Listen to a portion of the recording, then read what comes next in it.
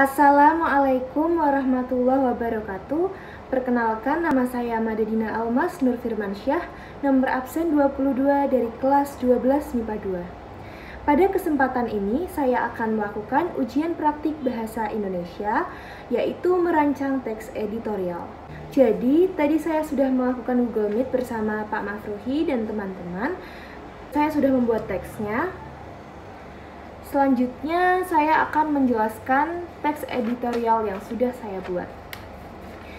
Kebetulan, saya memperoleh tema dengan judul Fenomena K-pop dan Dampaknya. Jadi, pada teks yang saya buat ini, yang terdiri dari tesis, argumentasi, dan penegasan ulang, saya menjelaskan tentang fenomena K-pop dan dampaknya. Apa saja sih yang saya jelaskan di sini? Pada bagian tesis, saya menjelaskan bahwa saat ini, tentu dunia sudah tidak asing dengan K-pop atau singkatan dari Korean Pop. Saya menjabarkan bahwa di seluruh dunia sudah sangat banyak media-media yang memberitakan tentang K-pop, mulai dari televisi, majalah, koran, platform-platform digital, sosial media, hingga di kafe-kafe maupun di mall-mall banyak kita jumpai lagu-lagu Korean Pop itu bertebaran di mana-mana. Nah, pada bagian argumentasi, lalu saya memberikan argumen bahwa mengidolakan sesuatu itu tidaklah salah. Jadi kita wajar-wajar saja apabila kita mengidolakan K-pop. Namun, dalam mengidolakan sesuatu tentu kita harus mengetahui batasan-batasannya. Dan kita juga tetap harus mengerti prioritas kita. Di bagian ini saya juga memberikan contoh tentang bagaimana seharusnya kita bersikap terhadap idola kita. Seperti menjadikannya contoh atau panutan dalam bekerja keras, menghasilkan karya-karya yang diminati, dan lain sebagainya. Selain dampak positif tersebut dan disertai dengan bukti-buktinya, saya juga menjelaskan dampak negatifnya yang menurut saya ini cukup banyak. Dari kalangan-kalangan pelajar seperti saya ini yang melupakan kewajibannya untuk belajar untuk lebih memilih menonton idol K-pop mereka di YouTube atau di TV-TV. Sangat mencintai idolanya sampai mereka ikut tidak terima apabila idolanya itu dikritik dan menyerang sang pengkritik. Walaupun kritikan yang diberikan itu ya kritikan yang wajar-wajar saja. Bahkan ada pula dari mereka yang sampai menjadi antisosial karena terlalu asik dengan dunia per-K-popannya itu.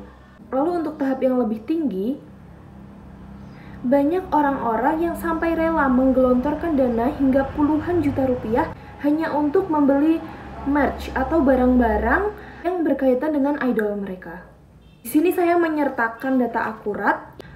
Dilansir dari prambors.com, hasil survei membuktikan bahwa fandom atau fans kingdom dari BTS yang disebut ARMY itu menjadi fandom K-pop yang paling banyak menghabiskan uang demi memberikan dukungan penuh terhadap ketujuh membernya.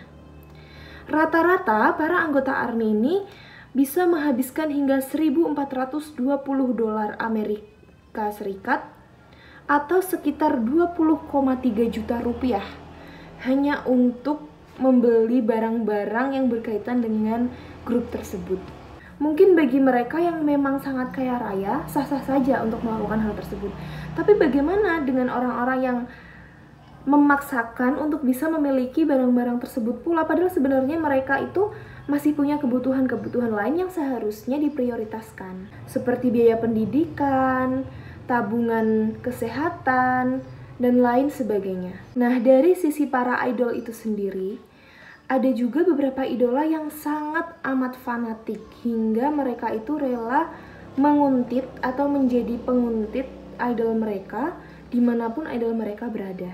Istilah para penguntit ini biasanya disebut dengan sasaeng. Para sasaeng ini bahkan rela melakukan berbagai cara untuk mendapatkan perhatian dari idolnya. Ada yang rela mengikuti kemana saja mereka pergi. Ada juga yang suka mempaparazi atau memfoto secara diam-diam idolnya dari kejauhan. Ada yang mendatanginya secara langsung.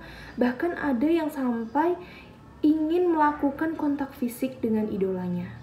Sini saya juga menjabarkan salah satu kasus sasaeng yang sangat viral di media, bahwa salah satu sasaeng dari EXO itu mencuri celana dalam dari salah satu member EXO yang bernama Do. Dan celana dalam tersebut dijual dengan harga 10.000 won. Dia juga menambahkan bahwa di celana dalam tersebut masih terdapat rambut dari member EXO tersebut. Jadi calon pembeli bisa melakukan tes DNA dan membuktikan keaslian dari celana dalam yang ia jual. Bukankah itu sangat miris? Lalu pada penegasan ulang, saya menyimpulkan bahwa benar kata pepatah, kalau kita tidak boleh berlebihan dalam melakukan atau mencintai segala sesuatu, termasuk dalam menggemari K-pop. Namun, seharusnya masyarakat bisa menentukan tindakan dan mengontrol diri untuk tidak terlalu berlebihan. Selain itu, sebagai penggemar juga harus menentukan prioritas yang tepat agar dapat memetik manfaat dari segala perbuatan yang dilakukan. Nah, demikian teks editorial yang saya buat sebagai nilai ujian praktik dengan tema fenomena K-pop dan dampaknya. Saya mohon maaf apabila terdapat kesalahan. Terima kasih. Wassalamualaikum warahmatullahi wabarakatuh.